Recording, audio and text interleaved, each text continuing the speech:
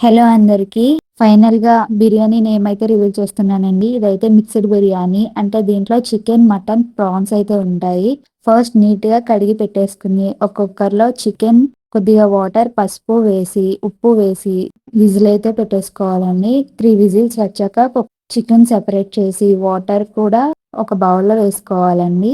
తర్వాత అదే కుక్కర్‌లో కొద్దిగా ఆయిల్ వేసి ప్రాన్స్ వేసుకొని పసుపు, ఉప్పు, కారం కూడా వేసి వేగనివ్వాలండి.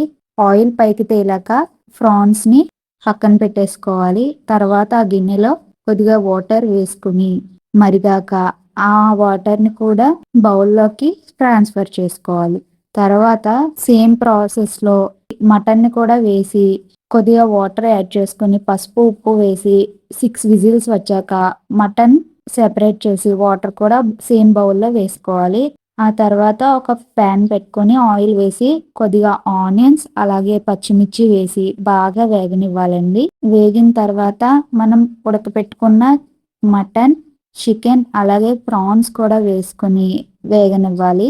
తర్వాత కొద్దిగా అల్లం వెల్లుల్లి పేస్ట్, కొబ్బరి పేస్ట్ అలాగే మసాలా పేస్ట్ కూడా వేసుకొని కొద్దిగా కారం కూడా యాడ్ చేసుకొని బాగా కలపాలండి. ఆయిల్ పైకి వచ్చాక కొద్దిగా కొత్తిమీర, కరివేపాకు, కొద్దిగా నెయ్యి యాడ్ చేసుకొని అలాగే జీడిపప్పు కూడా వేసుకోండి. చాలా బావుంటుంది. బాగా వేగాక దీన్ని పక్కన పెట్టేసుకోవాలండి. మీకు చూడ్డానికి లెంతీ ప్రాసెస్‌లా కనిపిస్తుంది గానీ, చేస్తున్నప్పుడైతే చాలా ఈజీగా ఉంటుంది. తర్వాత బిర్యానీ గిన్నె పెట్టుకొని దాంట్లో కొద్దిగా నెయ్యి, ఆయిల్ వేసి బిర్యానీ సామాన్లో కొద్దిగా ఆనియన్ అలాగే బంగాళదుంప ముక్కలు కూడా వేసి వేగనివ్వాలి. అవి బాగా ఫ్రై అయ్యాక కొద్దిగా టొమాటో ముక్కలు, కొత్తిమీర, పుదీనా వేసుకొని వేగనివ్వాలి.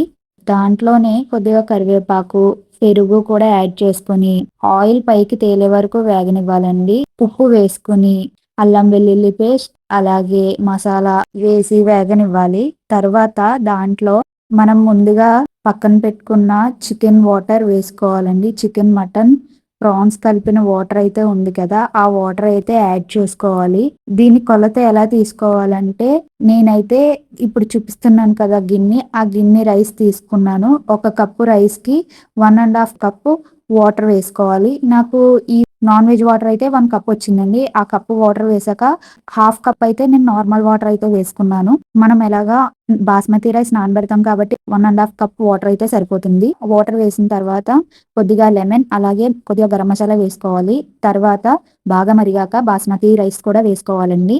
బాస్మతి రైస్ 60% ఉడికాక అప్పుడు మనం ఫ్రై చేసుకున్న మిక్స్డ్ ఫ్రైని పైన వేసుకోవాలి. మొత్తం వేసుకోవాలండి. దీంట్లో అయితే మనం ఫ్రైడ్ ఆనియన్స్ అయితే యూజ్ చేయము. కానీ టేస్ట్ అయితే చాలా బావుంటుంది. పైన మొత్తం వేసుకున్నాక దమ్‌కైతే పెట్టుకోవాలండి. పైన కొత్తిమీర అలాగే కరివేపాకు కూడా యాడ్ చేసుకోవాలి. అప్పుడే టేస్ట్ చాలా బావుంటుంది. దీని మీద అయితే బరువు పెట్టుకోవాలండి. ఇదైతే చాలా ఈజీ ప్రాసెస్ అండి. తర్వాత బిర్యానీ ఉడికాక తీస్తుంటే ఆ అరోమా మనకి తెలిసిపోతుందండి.